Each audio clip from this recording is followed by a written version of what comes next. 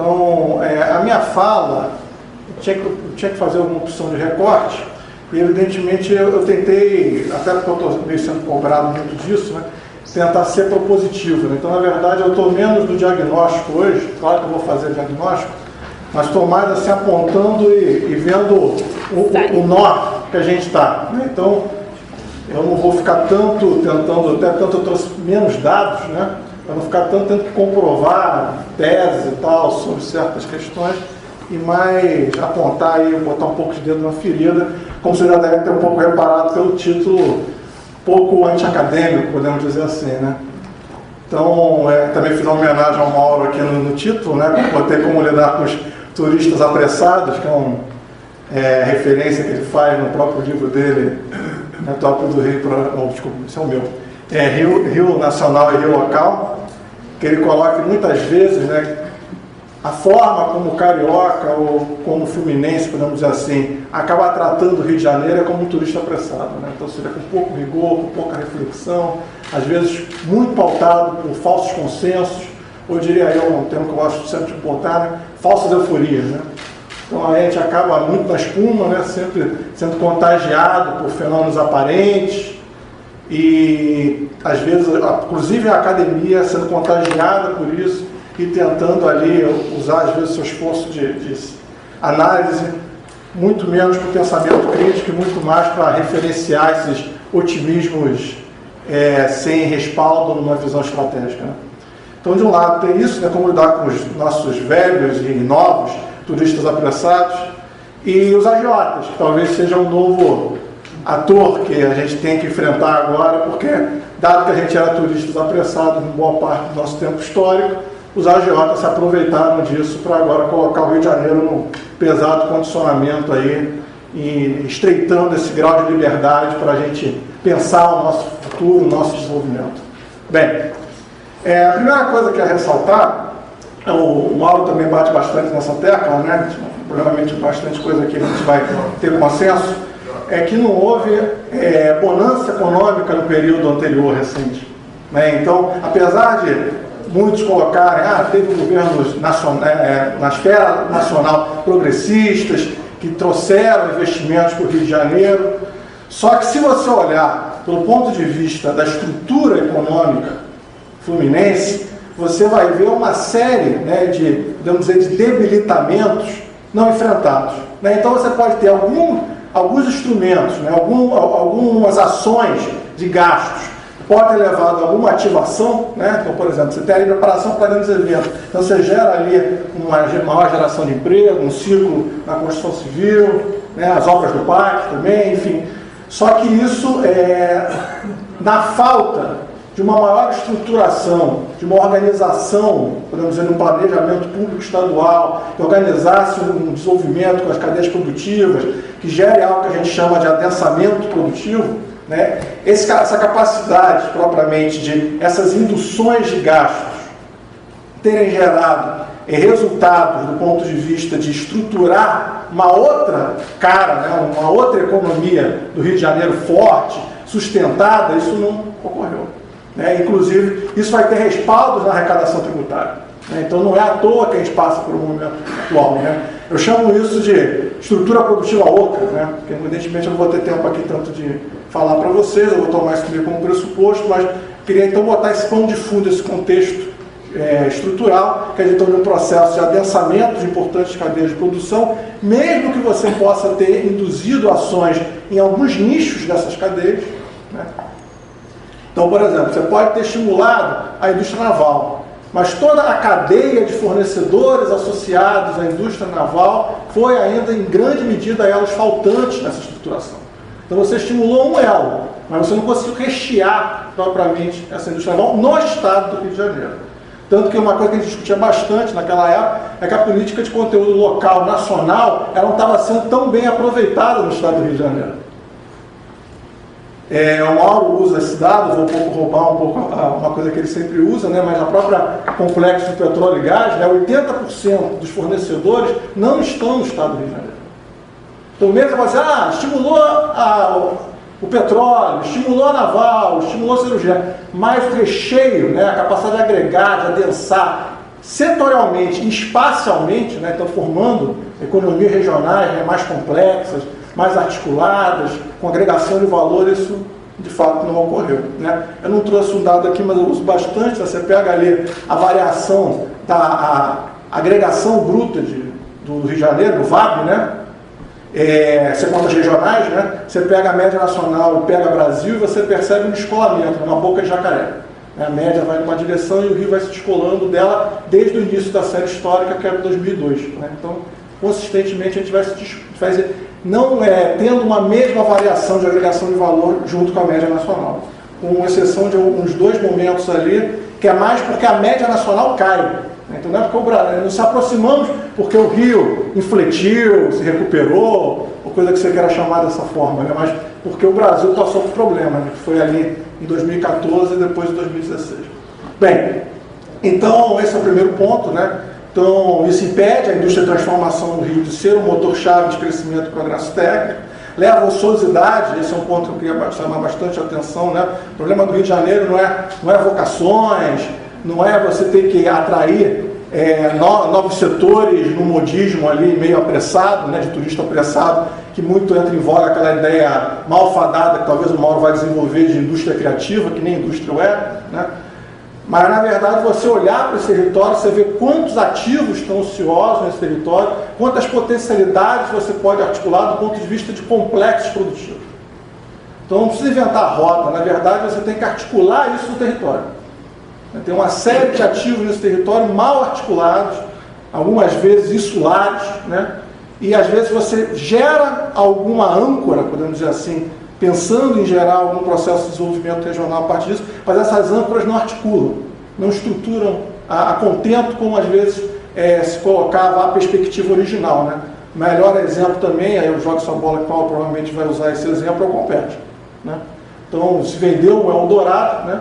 Eldorado no leste fluminense, mas na verdade o planejamento setorial e espacial deixou muito a desejar, em particular espacial, porque os problemas urbanos chegaram e o desenvolvimento econômico prometido não chegou.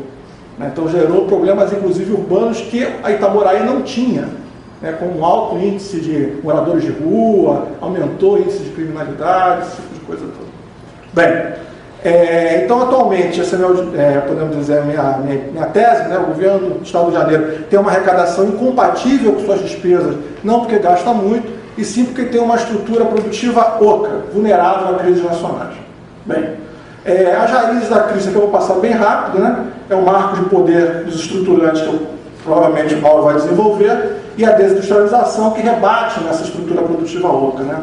Então, ou seja, você não só tem o rebate ali de problemas históricos, né, que há pouco a professora Maria também mencionou, provavelmente o Mauro vai desenvolver quando vai falar de marco de poder, mas não é só o esvaziamento lá dos anos 80, mas dos 80 para cá, você não tem um processo de recuperação econômica sustentado, apesar de algumas apostas políticas e às vezes um otimismo exagerado da academia se fez, né? Então, por exemplo, né, própria lá no meio dos anos 90 se apostou numa inflexão econômica positiva, né, com os trabalhos do Jorge Natal, né, de fato isso não ocorreu, né.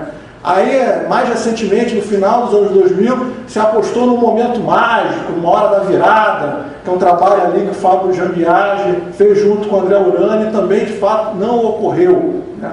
Então, às vezes tem esses diagnósticos apressados, muito na aparência de poucos dados, né, recentes e tal, e não tem esse olhar propriamente estrutural para você ver, é um pouco também a minha tese, que de fato a gente está vivendo um impasse no modelo histórico de desenvolvimento, desde lá dos anos 80, claro, com raízes em problemas mais anteriores, né, mas, ou seja, de lá para cá, particularmente com esse desmonte da capacidade do Rio se articular a um projeto nacional, dada a própria problemática de um projeto nacional, da dificuldade de retomar isso, né? E a dificuldade que o Rio tem de pensar si mesmo e ter um projeto regional, a gente viveu esse impasse e tentou aproveitar ali algumas marés, né? Algumas marés, aí dá uma melhoradinha numa coisa, uma melhoradinha na outra, mas quando uma conjuntura se reverte, o problema estrutural se explicita novamente. Bem, inclusive aqui, né, para falar um pouco de uma aposta que se fez recentemente, né, que era um pouco a ideia da vitrine urbana, né, o professor Weiner, inclusive, já desde os anos 90, questiona esse modelo de cidade, né? Mas é importante falar porque a gente tem inclusive um candidato que busca concorrer dizendo que ele tem um grande legado a defender, né? Então, na verdade, essa ideia de vitrine, eu quero chamar a atenção porque depois, quando a gente falar de crise fiscal, a gente vai ter uma outra forma de modelo de vitrine, né? Essa é a vitrine, supostamente, de estratégia de desenvolvimento. Eu não vou tanto detalhar, mas só para pontuar aqui, né? Que essa ideia é um pouco de uma marca internacional, de uma cidade global, ofereceria, então, um protagonismo que permitiria ao Rio se desenvolver. Na verdade, o que eu queria pontuar é que esse tipo de aposta, apesar de poder ter alguns resultados de curto prazo, né, que depois, inclusive, são revertidos com bastante intensidade, né, como a gestão municipal atual está sofrendo isso, né, a falta de recursos, porque está pagando a conta da administração anterior, mas, além disso, pelo ponto de vista de que você não olha a totalidade, então, enquanto se aposta nisso, você não está fazendo um diagnóstico, ao meu ver, adequado, né, de você não está requalificando o protagonismo nacional do Rio de Janeiro a partir de uma ótica produtiva. Enquanto a maior parte do território e os setores estão desarticulados, você está botando o olhar para um recorte estreito, limitado e de pouca capacidade de sustentação. Então isso é perverso porque, inclusive, desvia o olhar, da gente ter um olhar crítico e de focar propriamente no que é o desafio para uma recuperação econômica mais sustentada, né? Então, talvez a visão mais clara disso é que é um modelo que historicamente se mantém, né, de uma cidade, capital, que não olha nem para a sua região metropolitana, né? Então a gente continua tendo, provavelmente, outras exposições aqui de outros momentos, vocês vão discutir a carência de uma articulação metropolitana, né? Isso também é na economia, né? A gente não tem uma economia metropolitana, né? A gente não tem uma cidade que articula a sua internet, oferece instrumentos de centralidade do ponto de vista de complexos produtivos e ela sendo esse espaço de organização disso, né? Então, ou seja, mantém-se esse desafio no sistema produtivo regional, inclusive para você pensar formas de interiorização organizadas, né?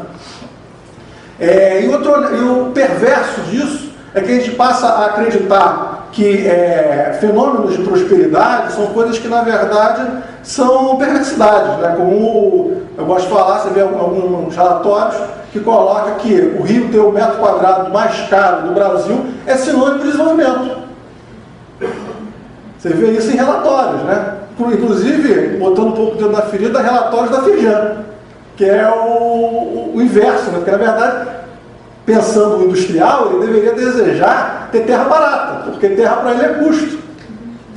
Mas ele se orgulha de estar vivendo numa região onde tem um metro quadrado mais caro, porque, inclusive, ele pontua isso em algum relatório, inclusive, sendo mais caro que algumas regiões de Nova York, né? Dependendo ali da parte da cidade do Rio de Janeiro, né?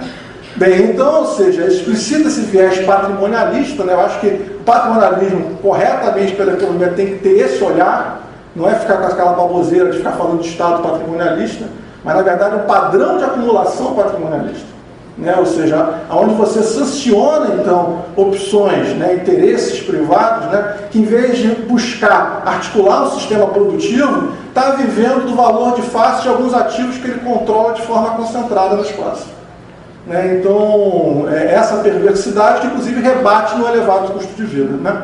Então, esse é um pouco o legado curioso que alguns estão colocando como uma virtude. Bem, soma-se a isso, né, um momento mais recente, né, que é um pouco para falar da outra forma de vitrine, que eu vou detalhar um pouco mais, um Estado que hipoteca o seu futuro e perde o controle do seu destino, né? O problema fundamental da crise financeira do Estado do Rio de Janeiro é, primeiro, entender uma particularidade dela que é pouco enfatizada, né? Que o governo federal ele pode se autofinanciar mesmo sob lei de responsabilidade fiscal. Ele pode, por exemplo, emitir moeda e pode emitir títulos de dívida. Os governos estaduais e municipais, não. Então, se você está num momento de déficit, e esses déficits mantêm-se por um longo período, inclusive de uma maneira crescente, você fica, em certa medida, refém de depender de um socorro do governo federal. Então, isso é um pouco o que aconteceu, mas é importante chamar a atenção, então, que eu estou mencionando ali, que é uma assimetria de poder na federação, né? Um governo federal que pode se autofinanciar, e os estados não, em particular, mas municípios também não, né? E nesse caso excepcional, que o ajuste fiscais graduais, né, inclusive o governo Pezão tentou fazer, já a partir de 2014, 2015, enfim, eles não vão dando resultado, você fica à mercê do governo federal. Curiosamente, o governo federal, ao invés de responder com socorro, né, apesar de usar esse termo, ele não socorreu nada ao Rio de Janeiro, né, ele não coloca R$1 de orçamento federal no Rio de Janeiro, a não ser com a intervenção, depois a gente pode discutir isso, que isso não é propriamente um socorro para a recuperação econômica, e nem renegocia as dívidas do Rio de Janeiro em prazos alongados. Né? Na verdade, é uma renegociação mínima de 3 anos, por possivelmente mais 3 anos, e isso, assim, para vocês terem uma noção, realmente a renegociação de dívidas públicas é na faixa de décadas. Né? Você negocia por 30 anos, por 20 anos, negociar por 3 ou 6 anos, na verdade, você ali dá uma afrouxada, como depois eu vou voltar ali, para você impor certas condições ali de intervenção do ponto de vista financeiro e fiscal. Bem, então você, na verdade, você faz isso que eu falo ali, que é você tentar introduzir um programa de austeridade a fórceps, né, forçado, junto a essa questão da renegociação. Então, o instrumento de dívida se transforma num instrumento de dominação e de imposição de todo um programa político não sancionado pela democracia, não sancionado pelos representantes eleitos. Eles são obrigados a concordar com isso, porque, eu gosto sempre de mencionar, a gente não assinou o acordo com o governo federal sobre uma reflexão, uma racionalidade, era porque ou assinava ou você sofria arrestos e bloqueio das contas do Estado do Rio de Janeiro. Então era ou isso, ou você não tem previsibilidade orçamentária para executar o seu orçamento e você vai cair em crime de responsabilidade. É essa pragmatismo que foi exposto o governo Pezão, evidentemente. Isso não quer dizer que ele é um coitadinho, né? Ele deveria ter levado esse debate mais claramente para a sociedade, né? Articulado uma frente de debate sobre essa questão. Ele entrou nesse sacrifício, internalizou isso, inclusive fez todos ficarem com raiva dele e a gente não discutir essa lógica de dominação em cima da dívida, de uma imposição de austeridade vinda do governo federal. Bem, o único compromisso com essa lógica toda é atender o interesse do credor, ou seja, o governo federal ele age única e exclusivamente como um credor de dívida, não como um coordenador da Federação Brasileira, não como o último responsável na última instância pelas instituições públicas, né, nacionais, estaduais, enfim, como coordenador dessa federação, mas ele apenas está pensando, o Rio de Janeiro me deve, não tem condições de pagar no curto prazo, eu tenho que criar condições que ele me pague o mais rápido possível no médio prazo, né, nem no longo prazo.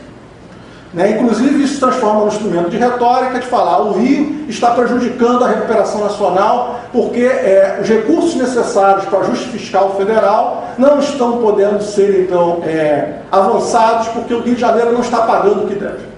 Então, coloca o Brasil contra o Rio de Janeiro. Bem, é importante, no momento mais atual, então, que depois da assinatura do acordo, não se confundir alívio com solução, né? Na verdade, está vivendo esse momento de alívio que tem essa perversidade, porque gera uma calmaria temporária, né? Mas eu quero reforçar isso um pouco ainda ao longo do resto da minha fala, né? De que, ou seja, você não, com esse acordo, você não foca numa recuperação econômica, não há uma medida no acordo voltada, ou que faça um diagnóstico a partir de um desafio de recuperação econômica, de base produtiva, de recuperação de programas sociais, da questão da miséria, nada. Tudo é focado em o Estado, enquanto uma administração, enquanto um tesouro estadual, não tem recursos, e ele vai então ter que ter condições de se espremer, de se virar para ter esses recursos o mais rápido possível. Bem, não se confunde então esse alívio com solução. O acordo não é o fim de tensões federativas, mas, ao meu ver, é um duro realinhamento e o recrudescimento disso no médio prazo. Isso aqui, inclusive, é um dado do próprio governo do Estado do Rio de Janeiro, o projeto de lei de diretrizes orçamentárias do ano que vem, né, que mostra ali, então, a situação de alívio ali no governo Pezão, né, os últimos anos do governo Pezão, mas como você empurra o problema para frente. Né? O próximo governo vai ter esse serviço da dívida crescente e o governo seguinte, né, se não terminar de novo, queimado, achovalhado na população, ele teve sorte. Teve muita sorte, porque ele vai viver o tempo todo tendo que pagar em torno de 16, 18 bilhões anuais de serviço da dívida.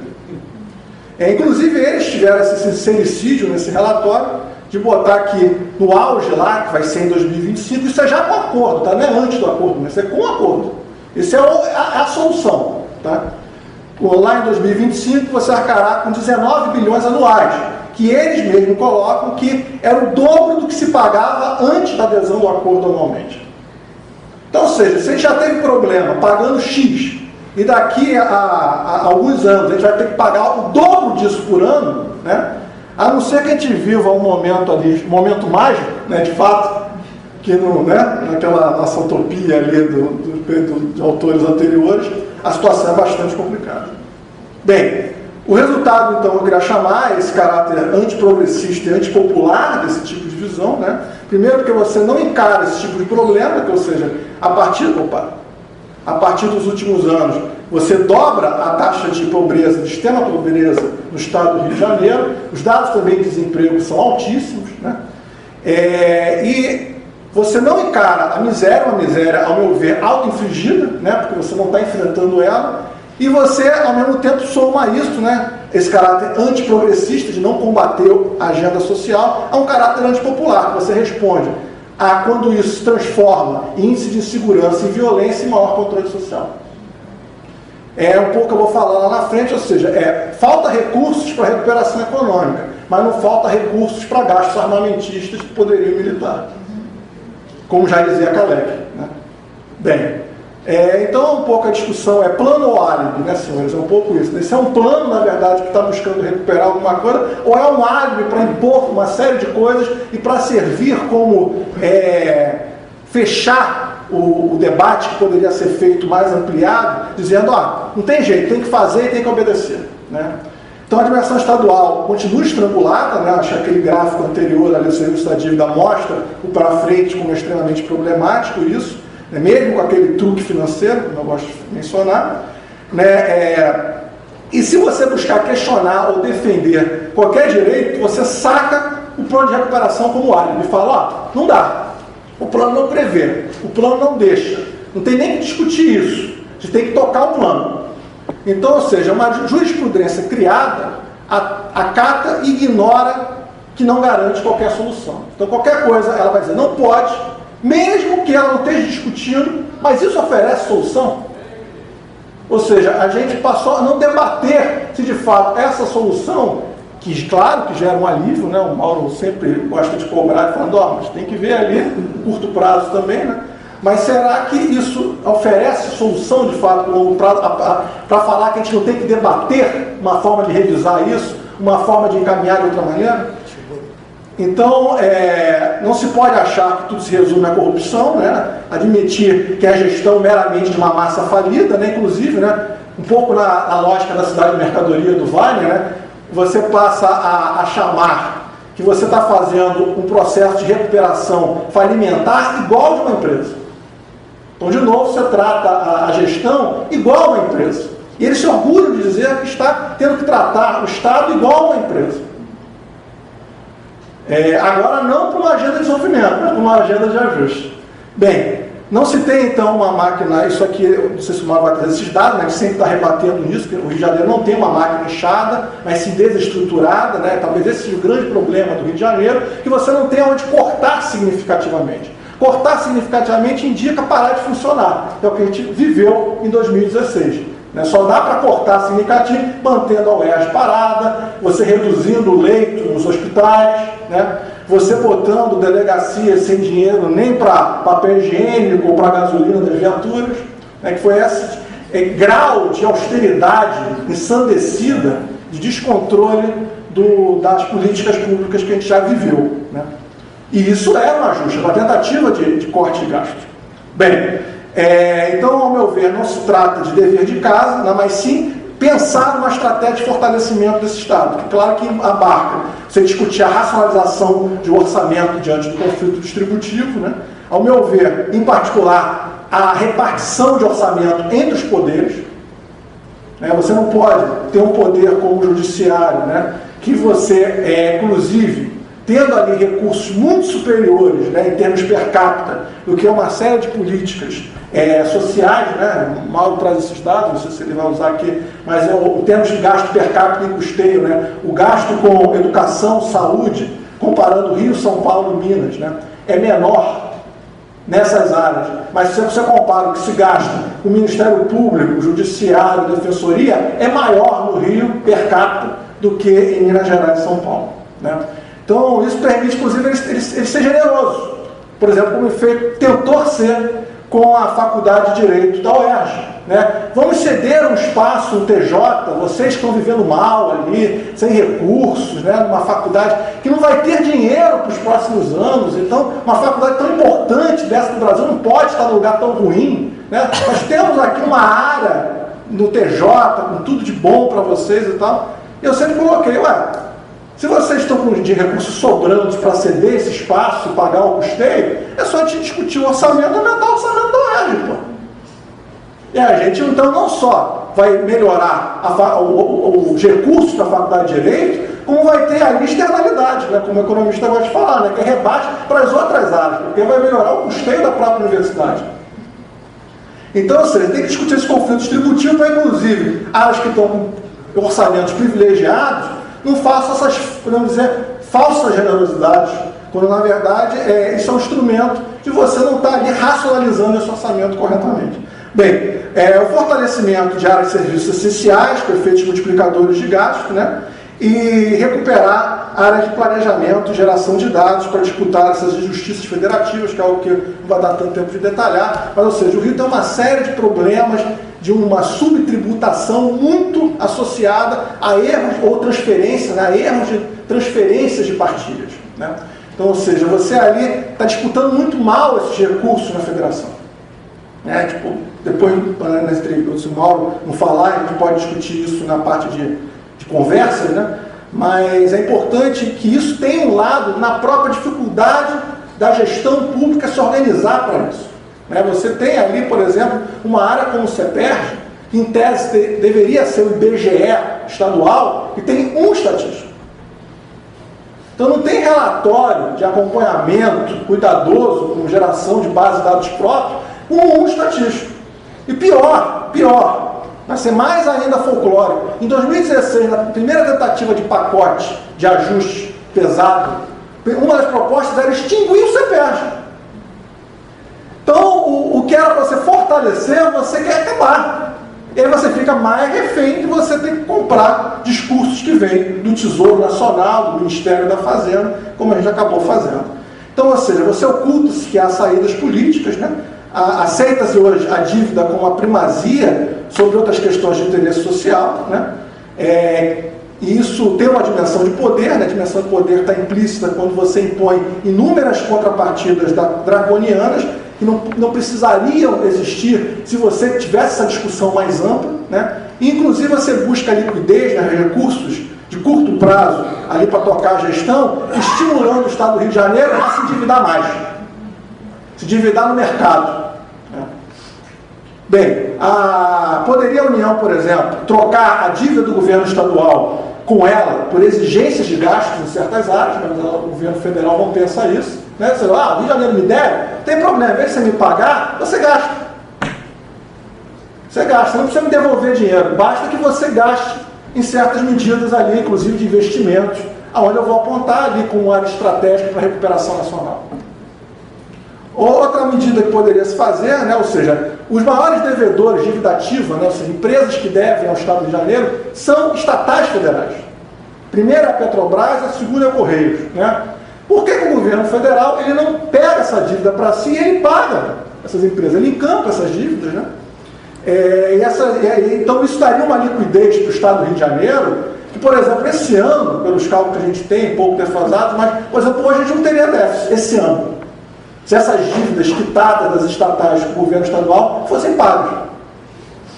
Bem, mas ao contrário disso, né, toda vez que a gente manifesta uma discussão maior, sempre se invoca a questão do risco moral, de que é o Rio que deve, a gente não pode premiar quem foi responsável, quem não teve uma boa gestão, que é um mau pagador. Inclusive, usa isso fazendo debate com outros governadores para isolar o Rio de Janeiro, falando, alguns fizeram seu dever de casa, não é justo uns terem feito e o Rio de Janeiro não fazer, e a gente tem que ajudar o Rio de Janeiro. Bem, mas isso tudo é um instrumento de retórica e particularmente tem um viés de classe, quando a gente vê, inclusive, tem muitos que falam, falta dinheiro para o governo federal, né? Mas eu gosto sempre de lembrar, né, que o último refis, né, é uma fábula perante. Refis é você renegociar as dívidas privadas, né, tributárias privadas com o Tesouro Federal, né, fazendo alguma redução do montante disso. Então, na verdade, você perdoa a dívida, perdoa uma parte da dívida. Isso você faz com as empresas, né, como ela dizendo, com as grandes empresas, né, para deixar bem claro, não é qualquer empresa que entra no refis. Né? Aquelas que não podem falir. Né? Exato, aquelas que não podem falir. Só que, curiosamente, os estados podem falir, Saturnino. Esse é o problema.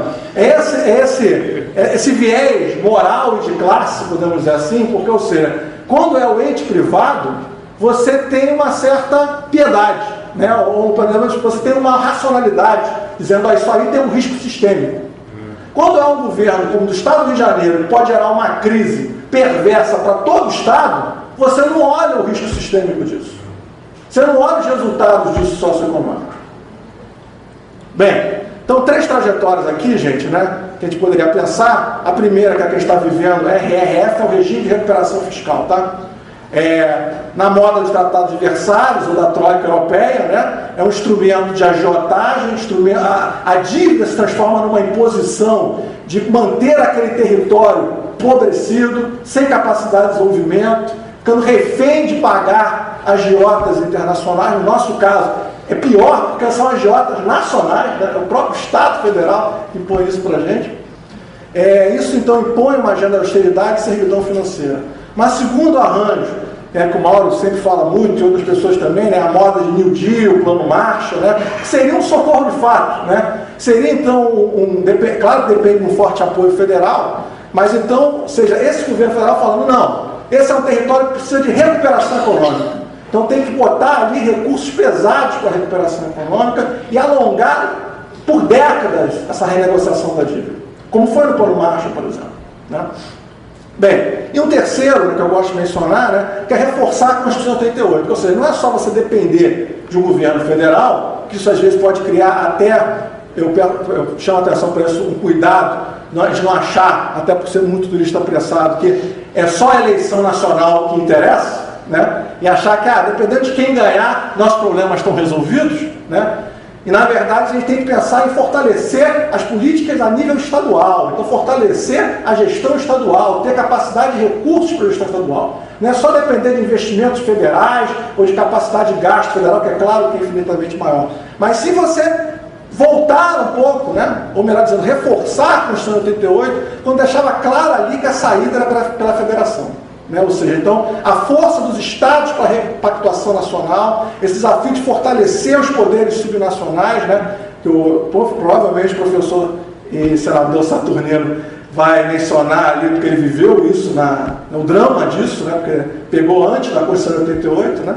Então, essa noção que se tinha clara ali, que se fortalecer estados e municípios para realizar políticas públicas. Bem, eu brinco aqui que é um pouco, está vivendo agora 30 anos de Constituição de 88, né? Então, o Barbosa Lima Sobrinho falava que no Brasil existia 2 partidos, né? Que era do Silvério dos Reis e Tiradentes, né? Eu atualizaria que dizer que a gente vive agora 2 partidos, do Sarney ou do Ulisses, né? Porque, se você reparar, o que se falou lá no momento da Constituição de 88 é muito presente no momento atual. Né? Ou seja, dizia o Sarney, né, que a Constituição de 88 deixaria o país em risco de ser ingovernável, porque era muito direitos, sem capacidade de recursos para isso, a gente vivia um momento de crise. Né? E aí disse Ulisses no discurso dele, né, que ingovernável é a fome, a miséria, a ignorância, a doença inassistida. Né? Mas aí diria Sarney, como diz agora alguns colegas nossos, né, que é o engessamento das contas públicas por essa série de direitos, de vinculações, né, que o Estado não cabe na Constituição, que é o excesso de direitos garantidos por lei. E aí diria Ulisses, ou a gente pelo menos tenta colocar, né, que a Constituição é que é a guardiã da governabilidade, porque a governabilidade, um Estado funcionar, um governo funcionar, depende do social, depende da sociedade estar se desenvolvendo. Então a solução passa pela federação, estava bem claro ali, né? Que tinha que articular isso não só no poder central, mas em todos os níveis. Então, ou seja, o desafio de criar esse viés estratégico organizado para resgatar o papel da escala, em particular estadual, que está enfraquecido. Então há dois cenários que a gente pode pensar para os próximos anos, né? Primeiro cenário, que é aprofundar a lógica belicista que a gente vive no momento atual, improdutiva, porque, convenhamos, não existe território em guerra, como alguns falam, que o Rio vive em guerra, que seja produtivo. Território em guerra, o PIB vai para o vinagre, o desemprego vai para o vinagre, a insegurança, pessoas fogem desse território. Então, se a gente acha que esse tipo de lógica da guerra é uma lógica que vai recuperar o Rio de Janeiro, a gente está com os pressupostos errados. Porque, na verdade, ou seja, como eu tinha mencionado antes, ela só permite orçamento para mais gastos armamentistas.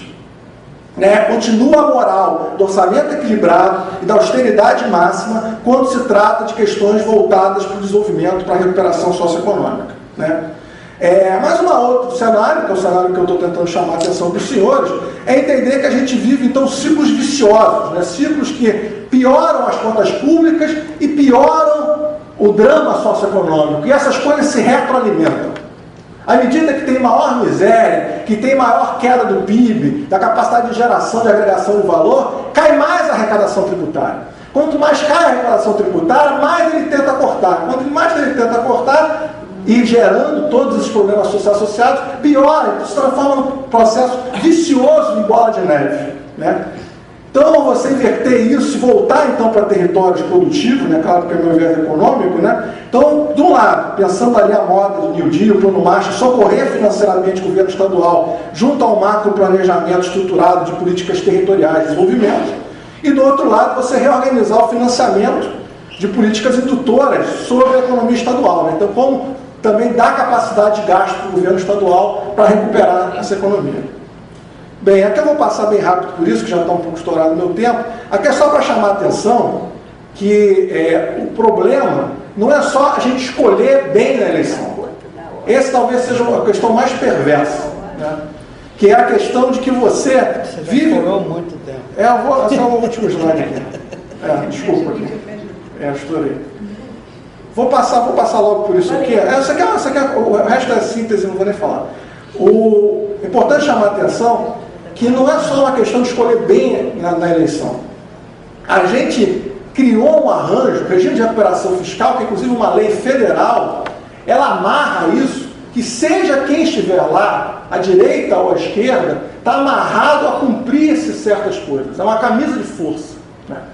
Essa camisa de força já existia antes, quando você judicializava uma série de coisas e botava qualquer gestor sobre o risco ali o tempo todo de ser criminalizado. Esse é o momento atual, talvez até por isso que é um pouco difícil a gente ter bons candidatos, pelo risco que tem qualquer um agora de ter um processo por qualquer coisa.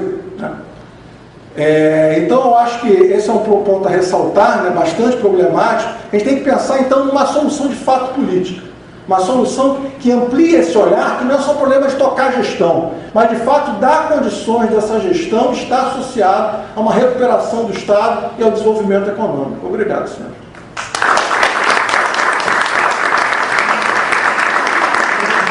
Bem, tentando ser rápido, porque acredito que vai ter outras rodadas aí.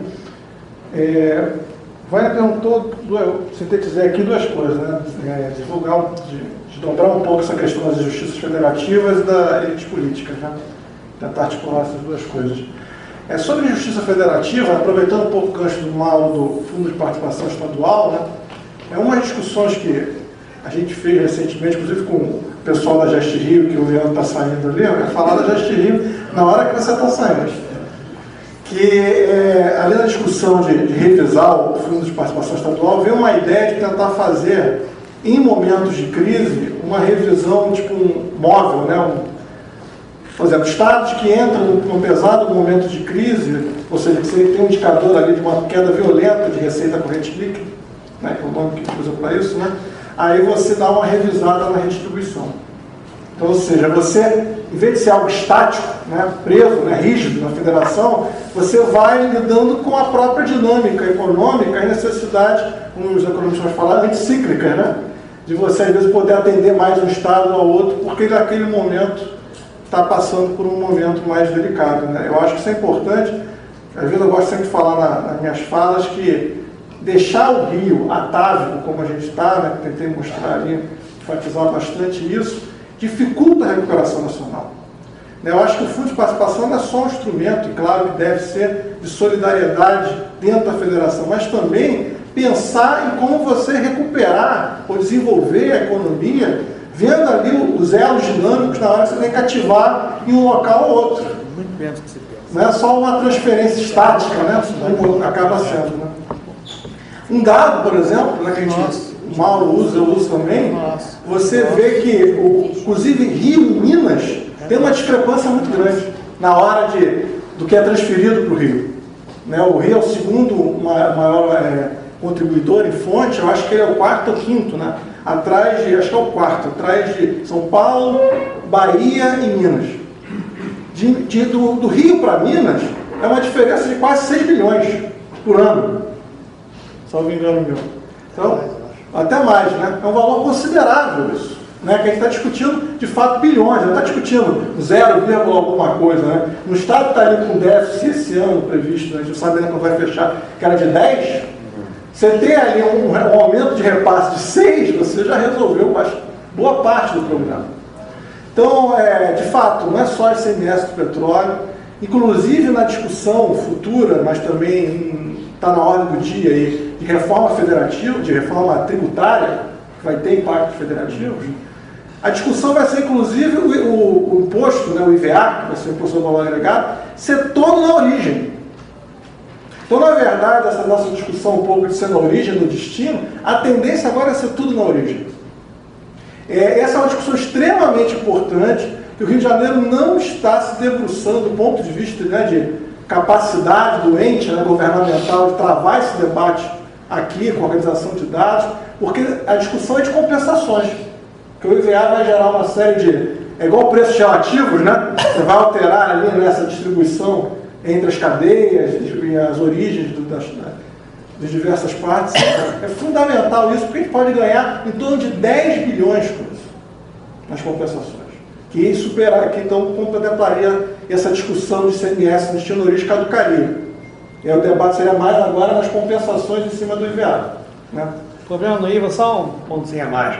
Parece que a Prefeitura do Rio perde muito ISS. Então, só reforça a tua tese que a gente tem que discutir isso. Quer dizer, de fato, o governo estadual pode ganhar da EBI, mas a autonomia financeira da cidade do Rio de Janeiro pode ter um problema extremamente grave, dizem lá os funcionários da Secretaria de Fazenda do município. Então, na medida em que isso avança, porque alguma simplificação tributária o Brasil vai ter, eu acho. Quer dizer, eu acho que não tem consenso muito sobre a carga tributária, como é que é, mas eu acho que se mantiver a atual receita tributária nacional e tiver alguma proposta de simplificação, porque a estrutura tributária brasileira é extremamente complexa, né? Tem um colega meu da Faculdade de Direito, que é tributarista, e diz que quando tem congresso internacional, quem anda de limusine e fica na suíte presidencial é um tributarista brasileiro, né? Porque tem muitas formas de você ver como é que não paga imposto e tal, não sei o quê, né? Mas aí o Bruno tem razão. Primeiro a gente tem que discutir isso sob o ponto de vista do interesse do governo estadual e olhar também a questão do ISS, que na Prefeitura do Rio é extremamente significativo, é 1/3 do total da receita, e os técnicos da Secretaria de Fazenda me disseram uma vez na conversa que a cidade do Rio pode ter uma perda muito grande. Beijo. Uma coisa que é importante também tocar, inclusive, Tiago, com um acordo, para assinar o acordo, o Rio ele teve que retirar do Supremo Tribunal Federal uma série de ações que contestavam as dívidas, o valor das dívidas com o governo federal. Então, o próprio acordo, para assinar, obrigou que o Rio deixasse de questionar, enquanto está sob a vigência do acordo, não pode judicializar qualquer questão, ou seja, é aceitar pagar o que deve de boca calada. Né? Então, essa é uma coisa importante também, porque você vai ali amarrando, inclusive o debate legal, tira um pouco a possibilidade de reinterpretar um pouco os fatos perante as leis, justiça. Eu me lembro que a própria Carmen Lúcia, em 2016, na passagem do Ano Novo, ela tinha voltado atrás num arresto, que tinha sido o sistema judiciário autorizou. Né? Arresta se tirar recursos das contas do Estado de forma impositiva. Né? Só que aí 2 dias depois, me parece lá o ministro da Fazenda, o Pezão, dizendo que estão resolvendo e tal, e aí ela tirou dela vamos dizer assim, da reta, né? É muito bom falar isso na gravação, mas ou seja, falou, então vamos meter, é uma mediação entre os dois, né? O judiciário precisa meter. Havia um questionamento, inclusive, alguns ministros lá, o Ricardo Lewandowski, dizendo que tinha que garantir a verba alimentar para servidor, que não podia, né, uma dívida justificar arresto enquanto estava atrasando os salários. Só que começou a lógica do próprio acordo também revisar essas coisas, de modo que então essas injustiças também elas foram se multiplicando, não só numa questão ali profunda, estrutural, como a gente está colocando, de fundo de participação, sobre a questão da própria Lei Candir, mas também esses detalhezinhos, né, que são fundamentais para entender como agora a gente está um pouco tutelado, como eu gosto às vezes de falar, né? Está sob tutela. E isso é extremamente problemático, juntar um pouco a reflexão que o Noronha estava fazendo ali de se o candidato é bom ou ruim, ou seja, mas até que ponto, que mesmo se o candidato fosse bom, né, baseado na fala do Saturnino, né, vai deixar ele governar, vai deixar ele executar uma política alternativa.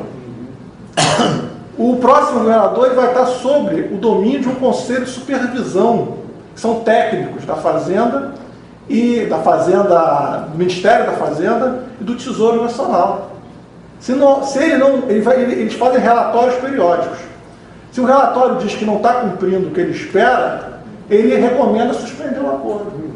Que recomenda, então, você saquear as contas do Estado do Rio de Janeiro. Então, essa pirataria, podemos dizer assim, meio institucionalizada, que a gente tem que ter um pouco de clareza. Né? Agora, falou-se muito da questão das elites, vou querer só fazer um dado, né? Lembrando, a gente tem nesse momento, né, o presidente da Câmara dos Deputados Federais. Então não é falta de poder para nossas elites políticas, né? Inclusive ele chorou quando o Rio assinou o acordo. Vendo aquilo ali uma coisa de salvação e tal. E lembrando que quem foi o relator do acordo... Chorou de alegria. Chorou de emoção, não sei se é alegria, mas não chorou de tristeza, com certeza.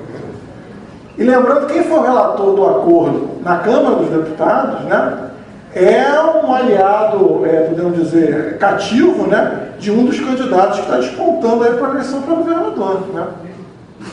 Foi Pedro Paulo. Foi o Pedro Paulo. Então, ou seja, o problema não é nossas elites políticas terem ascensão, capacidade agora. Até que ponto que elas de fato têm um discurso organizado, uma reflexão pautando isso, né? Isso cai na institucionalidade, né, da gestão, né? Então, acompanhamento disso, ou elas vão no casuísmo, nas pressões, nas manadas, querendo ali estar sempre próximo a quem aparentemente demonstra ter um poder, autoridade mais forte em dado momento. Porque outros estados, mesmo nesse momento em crise, eles, por mais que eles possam estar passando por penúria, eles oferecem um discurso dissonante. O grande problema do Rio de Janeiro, não só esse, mas esse é grave, é você ter o famoso, né, pensamento único. É um discurso único, é uma fala recorrente de que não há alternativas.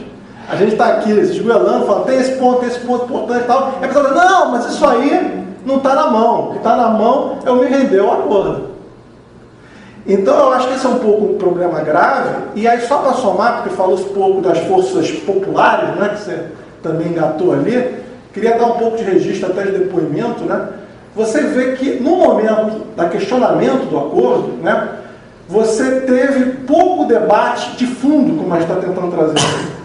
O próprio Mauro citou ali, né, podemos dizer, o casuísmo de tratar o problema do Rio como um mero fato de uma farra de incentivos fiscais. E aí o problema não é só isso ecoar na classe política local, estadual, é isso ecoar na militância de rua, que vai para frente da LERJ achando que tudo ali o problema na época era corrupção, é um bando de cara que no fundo quando fala de incentivo está falando de roubalheira, que seriam incentivos viesados por acordo de interesses. E aí você não trata a gravidade de fato do problema. Eu, como servidor do Estado, eu vi, né, o movimento lá do MUSP, né, dos servidores, né, tentando ali, em algum momento da história, eles tiveram capacidade de pressão, né, mas o discurso estava muito complicado. O discurso acabou entrando numa coisa de que vamos invadir, vamos resolver a pressão, é um bando de ladrão e tal. Isso foi enfraquecendo a capacidade de você oferecer alternativas. Então, eu acho que esse é um pouco o problema, né? Eu acho que é uma questão de... E esse é um esforço que eu, Mauro, particularmente fazendo, e buscamos avançar, né, nos próximos anos e tal, que a gente articular, pautar o debate, articular, e aí cabe, né, inclusive aos partidos, a quem quer buscar alternativa e tal, não pegar só esses discursos quando quer vir com um candidato de oposição ao governo. Ou quando não interessa, aí não consulta, não dá tanta ênfase e tal, porque aí está ali na questão de fazer um adesismo, né, ao marco de poder. Então esse é um desafio, de estruturar propriamente essa reflexão, esse pensamento crítico, que existe em certa medida na academia, mas ainda muito fragmentado, né, em uma ou outra pessoa. Eu acho que esse trabalho aqui, termino com isso, esse trabalho de fazer um curso sobre Rio de Janeiro, podemos dizer, com o tamanho de informação, né, as áreas são muito abrangentes, né, não só históricas como temáticas, né, eu acho que é um passo bom, né, é um passo bom, que eu acho que o desafio é tornar disso talvez uma coisa, podemos dizer, permanente, né? Não só um curso, né, que você está dando agora, mas propriamente algo permanente que pontue a opinião pública. Porque senão a opinião pública faz, como o Wagner sabe muito bem, pega um ou outro ali que interessa aquele assunto, né? Ele vira a voz da razão, né? E aí, na hora que o governo estadual precisa ter uma reflexão, contrata uma consultoria externa ao Estado, a maioria das vezes. E aí não enraiza o conhecimento, não enraiza a reflexão. E aí, às vezes, acaba que no momento de crise, a gente fica brigando com o discurso errado. E aí é mais fácil para os agiotas lá que a gente tem que lidar, né? A gente facilitou um pouco para eles.